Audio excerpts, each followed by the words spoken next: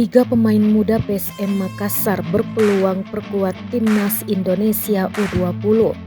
Garuda Muda dalam waktu dekat akan berlaga di kompetisi Piala Asia U20 2023. Turnamen tertinggi sepak bola Asia untuk kelompok usia U20 akan berlangsung pada 1 hingga 18 Maret 2023. Pelatih timnas Indonesia, Sintayong, telah menjadwalkan untuk menggelar pemusatan latihan pada 1 Februari 2023.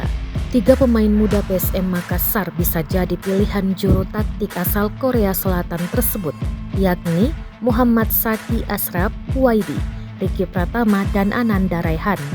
Pasalnya, tiga pemain ini selalu mendapat kesempatan bermain reguler bersama Laskar Pinisi di Liga 1 musim ini. Tentu ini menjadi modal berharga bagi Saki, Ricky, dan Ananda bermain di timnas U20. Lantaran semakin banyak menit bermain diberikan, mereka bisa mengembangkan dan mematangkan potensi yang dimiliki.